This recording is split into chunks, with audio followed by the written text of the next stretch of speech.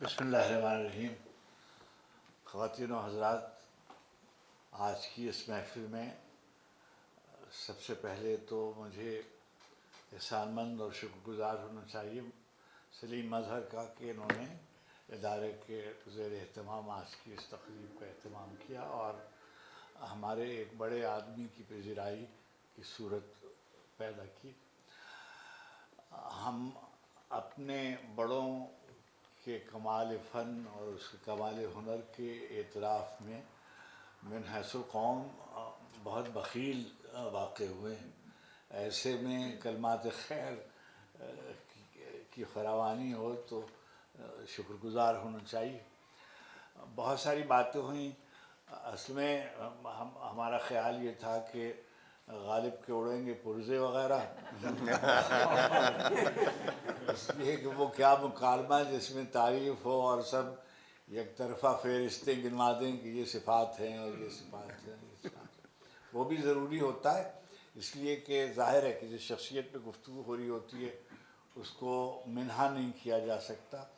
مگر خود نیلوفر نے ایک بات یہ کہی کہ جو ادیب اور شاعر کے بارے میں ذاتی گفتگو اور مجلسی گفتگو اور معاشرتی گفتگو ضرور ہونی چاہیے، اس کے بغیر تو کوئی صورت نہیں بنتی.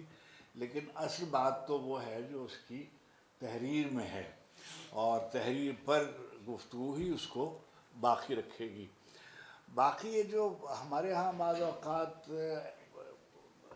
قطعیت کے ساتھ بعض باتیں کہی جاتی ہیں اس کی ابھی تردید کا موقع نہیں ہے، لیکن اگر ان باتوں کو سن کر خاموش رہا جائے تو وہ شائستہ بات نہیں ہوتی. وہ علم کے ساتھ اور ہنر کے ساتھ ایک طرح کی بددیانتی ہوتی ہے. مثلا میں کہوں کہ میں تو خیر پنڈی کھیپ کا ہوں بھی نہیں، اس لیے مجھے کراچی سے میرا تعلق ہے، اس لیے مجھے اس کی اجازت ہونی چاہیے کہ میں بالکل دیانت دارانہ ایک رائے دوں.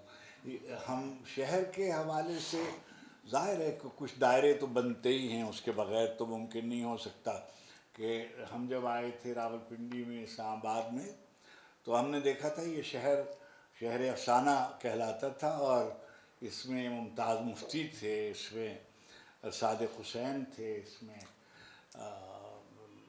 وقار بن الہی تھے، منشایات تھے، رشید ابجد تھے، مظہر الاسلام تھے، خالدہ حسین تھیں، احمد جاوید تھے، احمد داؤد تھا، اور یہ سب افسانہ لکھ رہے تھے. اسی زمانے میں میں نے دیکھا کہ منشایات کے ساتھ ساتھ قبلہ حمید شاہد اور سیدہ نیلوفر اقبال ہمیں نظر آتے تھے. اچھا مجھے یہ جو ساتھ چلنے والے لوگ ہوتے ہیں یہ مجھے نہیں معلوم کیوں اچھے نہیں لگتے.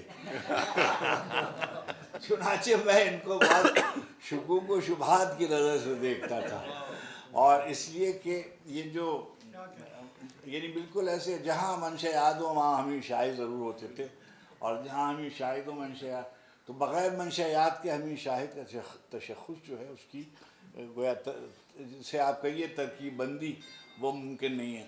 حمید قیصر صاحب یہاں انہوں نے ایک تحریک شروع کی تھی، وہاں میری ان سے پہلی ملاقات ہوئی. میں اس فکری تحریک انہوں نے اس کا نام رکھا تھا شہر کے جتنے بے فکرے تھے سب وہاں جمع ہوتے تھے. اچھا بعض اوقات ان کی تحریک میں میری مت ماری جاتی تھی اور میں جاتا تھا تو میں دیکھتا تھا کہ ابھی کرسیاں لگ رہی ہیں، ابھی میزبان خود نہیں آیا وغیرہ وغیرہ. مگر یہ سب لوگ جو تھے یہ بہت ہی سنجیدہ گفتگو کرتے تھے اور صحیح معنی میں فکری تحریک تھی وہ. اور وہ نوجوان عزیز احمد پہ جس کے کام کیا اچھا لڑکا تھا وہ، اور اچھی جلدی چلا گیا. اس نے عزیز احمد پر بہت ہی واقعی کام کیا تھا. اور یہ بیٹھی ہوئی ہیں ہمارا اشفاق جناب والا، کسی نے افسانہ نگار پر اتنا بڑا کام نہیں کیا جتنا اس کا ذکر تک نہیں ہم کرتے اپنی محفلوں میں، اسے یاد بھی نہیں کرتے. ہمیں نہیں یاد کہ ہم نے کبھی اس کو یاد بھی کیا ہو. اعجاز حنیف کو، اعجاز راہی اس شہر میں تھے وغیرہ وغیرہ. اچھا خیر، میں حمید شاہد کا بہت معترف ہوں، اور بلا شبہ یہ ہماری بیٹی ہے یاسمین، تو بچے ہیں ہمارے، بالکل ہمارا گھر ہے. حمید ہمارے لیے بالکل بیٹوں کی طرح ہیں، بھائیوں کی طرح ہیں. مگر جو سچی بات یہ ہے کہ وہ سب ایک مجلسی بات ہے، وہ ایک میں نہیں رہوں گا، اللہ ان کو عمر دے، مگر رہے گی صرف ان کی کتاب. تو وہ کتاب کون کون سی رہے گی اس پہ گفتگو ہو سکتی ہے. کیا چیز رہے گی؟ حلیم نے ایک سوال اٹھایا تھا، بہت ہی بنیادی سوال ہے. آج کل بہت گفتگو ہو رہی ہے، وہ جو خاتون ہماری نوبل پرائز ونر ہیں ہینگ کانگ، ان کے بارے میں کہا جا رہا ہے کہ وہ شاعرانہ لحن ان کا ہے، اور بنیادی طور پہ وہ شاعر ہے، لیکن اس نے ناول لکھے ہیں اور اسی لحن کی وجہ سے اس کو نوبل پرائز ملا ہے.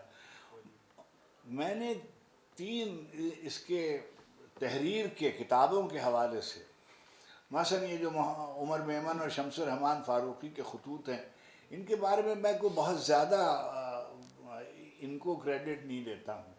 اس کا سبب یہ ہے کہ میں جانتا ہوں کہ بعض اوقات جو اس طرح کے خطوط و سوال و جواب وغیرہ ہوتے ہیں، یہ سب ڈرافٹڈ ہوتے ہیں، اسکرپٹڈ ہوتے ہیں، اور جواب دینے والا پہلے سے جواب دے رکھتا ہے، اس پہ سوال قائم ہوتے ہیں. یعنی میں اس پہ شبے کا اظہار نہیں کر رہا ہوں، لیکن میں یہ کہہ رہا ہوں کہ جو مثلاً اگر ہم فوراً میں آپ سے پوچھوں کہ بھائی ماریا یوسا ہم میں سے کتنے لوگ ہیں جو ماریا یوسا کی کتابوں سے واقف ہیں، اور کتنے لوگ ہیں جو ہم اس کا صحیح تلفظ بھی کر سکتے ہیں، اس کے کسی ناول سے واقف ہیں، اس کی تفصیلات سے واقف ہیں، اس کی بیک گراؤنڈ سے واقف ہیں، لیٹن امریکن فکشن سے واقف ہیں ایز کمپیئر ٹو خیر انگریزی کے جو ناول نگار افسانہ نگار ہیں وغیرہ وغیرہ. لیکن اب وہ جو ہمارے دوست تھے میمن صاحب، وہ ایک بہت ہی پڑھے لکھے اور بہت ہی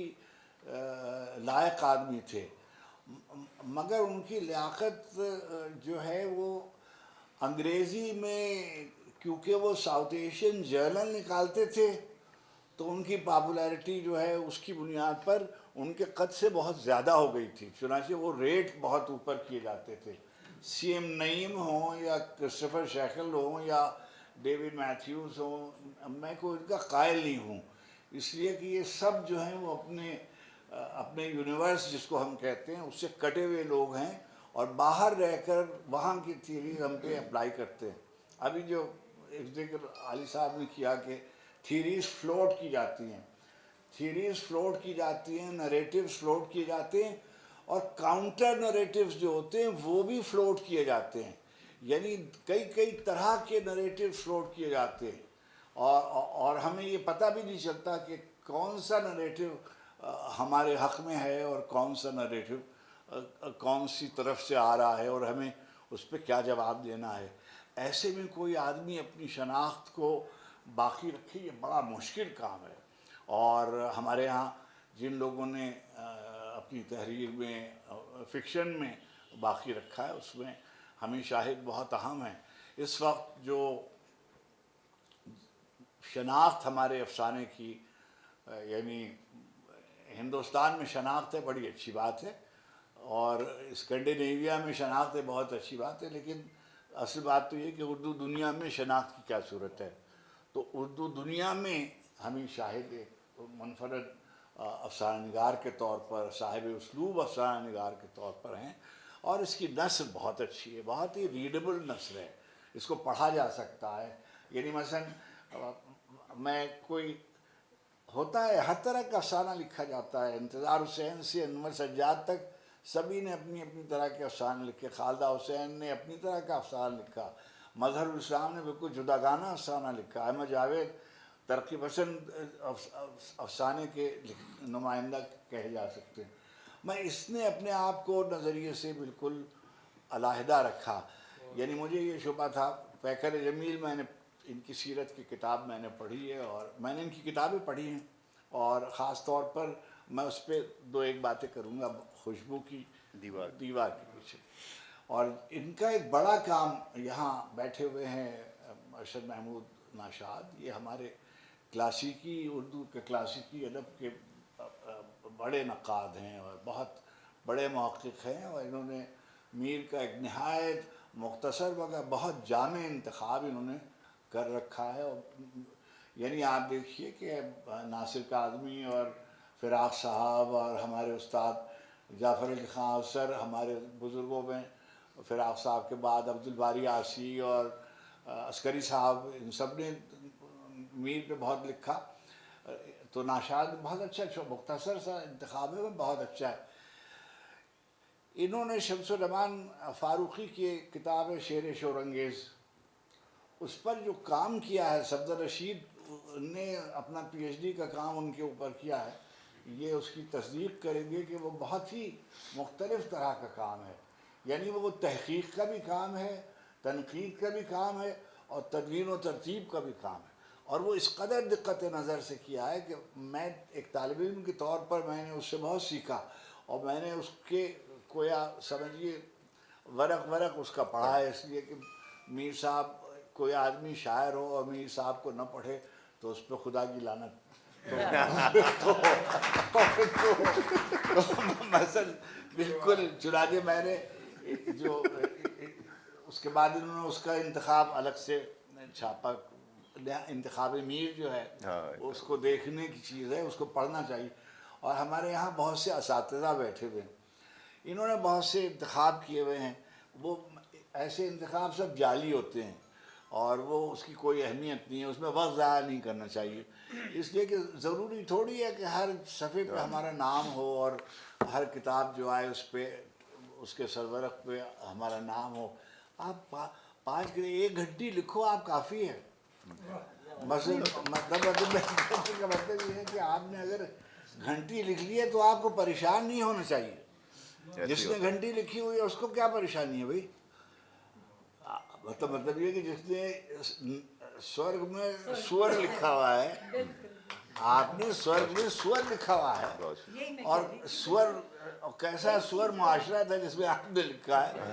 یعنی کیا حکومت تھی، کیا جبر تھا، اس میں آپ نے وہ افسانہ وہ لکھا، وہ تحریر آپ کی ہے. اچھا اب آپ دیکھیے بھائی، اس سے یہ معلوم ہوا کہ میں نے وہ پڑھا ہوا ہے. تو میں ان کی طرف، اچھا مجھے تو افسانے کا کوئی کتاب پڑھنے کا زیادہ شوق نہیں ہے، لیکن جو افسانہ نگار میں مارک کر لیتا ہوں کہ بھائی ان کو میں پڑھوں گا، ان کو میں پڑھوں گا. یہ انتظار کی کوئی تحریر آئے گی تو میں پڑھوں گا، اسد محمد خان کی کوئی تحریر آئے گی تو میں پڑھوں گا، خالدہ کی کوئی تحریر آئے گی، نیلوفر کوئی افسانہ آئے گا تو میں پڑھوں گا. تو ہمیں شاید کی تمام چیزیں کم و بیش میری نظر سے گزری ہوئی ہیں، اور میں بہت ہی اس کا قائل ہوں. اس کو کہانی لکھنی آتی. دیکھیے اگر لفظ ہی نہیں ہے آدمی کے پاس تو بیان کیا کرے گا، خیال کیا کرے گا؟ یعنی اگر آپ کا ایکوپمنٹ نہیں ٹھیک ہے تو آپ نے کیا پروڈیوس کرنا ہے؟ مینوفیکچرنگ کے لیے آپ کا را مٹیریل اگر کمزور ہے تو پھر آپ کیا پروڈیوس کریں گے؟ کچھ بھی نہیں. چنانچہ میں نے دیکھا کہ خیالات آتے ہیں، امیجز آتی ہیں، کہانیاں آتی ہیں، اور کہانی کہنے کا ڈھنگ آتا ہے.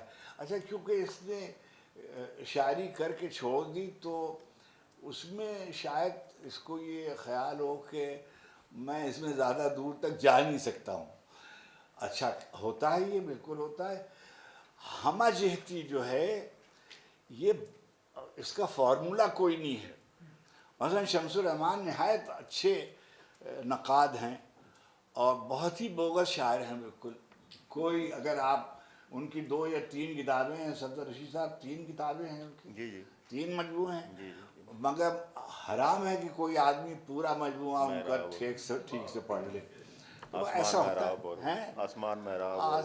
خیر اب کیا ہے کہ ان کے علم میں ان کی منزلت کوئی تو رائے نہیں ہے.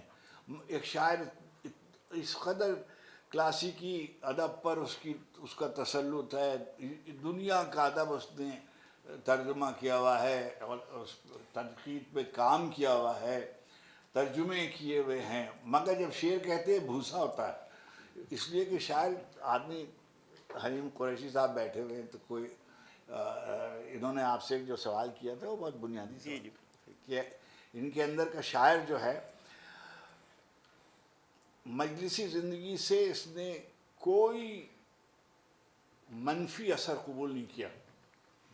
یہ سب سے ملتے جلتے ہیں، سب سے ملتے جلتے ہیں، مگر انہوں نے کہیں یہ کیا ہو کہ بھائی ممتاز مفتی صاحب کا اسلوب مستعار لے لیا ہو، یا منشا کا اسلوب مستعار لے لیا ہو، یا خالدہ کا اسلوب، ایسا نہیں ہوا. اپنی انفرادیت انہوں نے ہر صورت میں برقرار رکھی. ان کا ناول اچھا، ان کی سوانح جو ہے اس پر میں آپ سے بات کرنا چاہتا ہوں. 2-3 سوانح حیات اس زمانے میں آئیں خود اس شہر سے.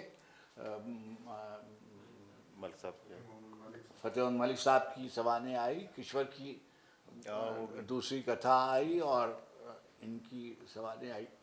اب یہ تینوں بالکل جداگانہ مزاج کی شخصیتیں بھی ہیں، اور اسلوب زندگی کی بھی مختلف اسلوب زندگی کی شخصیتیں ہیں.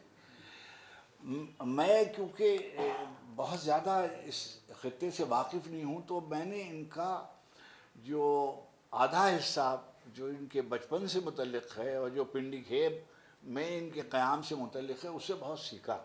اور کوئی بھی آدمی جو ہے اپنے وسیب سے کٹ کر لکھ نہیں سکتا، اور جو بھی آدمی لکھے گا اپنی زمین سے کٹ کر وہ معلق رہے گا. کبھی بھی کوئی بات اپنی جڑوں سے کٹ کر لکھنے والوں کی کوئی بات کبھی معتبر نہیں ہوگی، کبھی مستند نہیں ہوگی. چنانچہ میں بے حد احسان مند ہوں کہ اردو کو اس طرح کا ذائقہ، جس میں ایک خاص طرح کا مثلا جیسے ہمارے اشفاق بھائی نے یا ممتاز مفتی صاحب اس کے سب سے بڑے میرے نزدیک اسٹائلسٹ ہیں. میں ان کو اب تو آج کل تو ہم یہ بھی کہہ دیتے ہیں کہ فلاں صاحب صاحب اسلوب افسانہ نگار. ارے بھائی، صاحب اسلوب کہنے کا مطلب بہت ہوتا ہے. ہر آدمی صاحب اسلوب نہیں ہوتا، صاحب طرز نہیں ہوتا. یعنی مطلب یہ کہ اگر آپ کی خراب رائٹنگ ہے اور آپ صاحب اسلوب ہیں تو یہ نہیں ہے. صاحب اسلوب کا مطلب یہ ہوتا ہے کہ آپ کی تحریر پر آپ کے دستخط ہوں. اگر آپ کی تحریر پر آپ کے دستخط نہیں ہیں تو آپ صاحب اسلوب نہیں. کم سے کم درجہ یہ ہے کہ آدمی کی تحریر پڑھ کر یہ اندازہ ہو سکے کہ بھائی یہ فیض صاحب کی شاعری ہے، یہ راشد کی شاعری ہے، یہ مجید امجد کی شاعری ہے. پتہ چلنا چاہیے کہ یہ کس کی شاعری ہے. معلوم ہونا چاہیے کہ یہ منٹو کا افسانہ ہے، یہ راجندر سنگھ بیدی کا افسانہ ہے، یہ غلام عباس کی کہانی ہے، یہ انتظار کی کہانی ہے، یہ قرۃ العین حیدر کی کہانی ہے. تو حمید شاہد کی کہانی پڑھ کر حمید شاہد یاد آتے ہیں، اور یہ بڑی بات ہے، اور یہ کوئی کمزور بات نہیں ہے. اور جیسے کہ علی نے کہا، اور بالکل درست کہا، کہ ہمارے لیے بہت معتبر اور مستند ادیب اور اہل قلم کے طور پر، ایک فکشن نگار کے طور پر. اور میں سمجھتا ہوں کہ میں تو کوئی، یعنی اگر مجھ سے کوئی کہے کہ میں نمبر دوں کہ بھئی ان کا محقق اور نقاد زیادہ عرفہ ہے یا افسانہ نگار یا ناول نگار، تو میرے لیے بہت دشوار ہوگا. اس لیے کہ اس کا افسانہ بھی بہت اچھا ہے، اور مٹی آدم کھاتی کیسا اچھا ناول ہے. اس کو آپ دیکھیے، میں نے اس پہ لکھا بھی ہے. اور میں سمجھتا ہوں کہ جو ہمارے یہاں ناول چھپے، آج کل تو اختر رضا سلیمی یہاں کہیں تھے کہ رخصت ہو گئے. اب یہاں بہت اچھے ناول لکھے گئے شہر میں، اور زیب سید کا ناول آیا تھا، اور یعنی مظہر کا ناول آیا، اور بدر اسلام کا ناول آیا، اور خالدہ کا ناول آیا، اور ان کا ناول آیا. اور میں سمجھتا ہوں کہ منشا کا ناول آیا، اور پہلے ان کا پنجابی میں ناول آیا ٹاواں ٹاواں تارا، یہ نام تھا نا. اس کے بعد خود انہوں نے اس کی اردو میں. تو میں سمجھتا ہوں کہ ایک ناول نگار کی حیثیت سے بھی یہ بہت ہی منفرد آدمی ہیں، ممتاز آدمی ہیں. ایک افسانہ نگار کے طور پہ بھی، ایک سمجھیے محقق کے طور پہ بھی بہت کام کیا ہے. دیکھیے اتنی جہتوں میں. اور صحیح بات یہ ہے کہ فنا فی الادب اگر کچھ لوگ ہوتے ہیں تو وہ اسی طرح کے لوگ ہوتے ہیں کہ زندگی اپنی ساری کی ساری. شیر علی صاحب، ادب سے فلرٹ نہیں کیا جا سکتا. کیا میرے کہنے کا مطلب یہ کہ اگر تو یہ آپ کی زندگی کی ترجیح اول نہیں ہے تو یہ آپ کے ساتھ بے وفائی کرے گا اور آپ کو اس التباس میں رکھے گا کہ آپ کچھ لکھ پڑھ رہے ہیں. ایسا نہیں ہے. آپ کو پوری زندگی دینی پڑتی ہے اپنے وجود کی پوری سچائی کے ساتھ مکمل سپردگی. اور یہ جو انہوں نے ایک بات کہی یہ بہت ہی کمزور بات انہوں نے کہی کہ عشق میرا اور ہے، اور کیا آپ نے کہا تھا کہ شاعری الگ ہے اور عشق الگ. انہوں نے جس نے عشق نہیں کیا اس نے شاعری کیا کرنی ہے. میں نے یہ کہا تھا کہ جوانی میں دونوں کام کرتے ہیں. یہ ایک ہی کام ہے. یعنی مثلا یہ کہ بالکل آپ سمجھیے الجھے سلجھے کسی کاکل کے گرفتار رہو. اب وہ آپ کا عشق آپ کے نظر، جیسے محبوب نے کہا کہ آپ کا عشق آپ کے نظریے سے ہو سکتا ہے، آپ کی زمین سے ہو سکتا ہے، آپ کے زمانے سے ہو سکتا ہے، آپ کی ترجیح بالکل مختلف ہوتی ہے، لیکن آپ کا ایک کمٹمنٹ جو ہے جس کو ہم کہتے ہیں بلانگنگ آپ کی کہیں، آپ کو کسی جگہ رہنا پڑتا ہے کسی نظریے میں. کسی نظریے کے بغیر تو کوئی ادب تخلیق ہوتا نہیں ہے. اور سب سے بڑا نظریہ وہی ہے جس کو ہم عشق کہتے ہیں. تو اللہ آپ کو سلامت رکھے، آپ کو خوش رکھے. آپ کی طرف دیکھتے ہیں اور خوشی سے دیکھتے ہیں، فخر سے دیکھتے ہیں.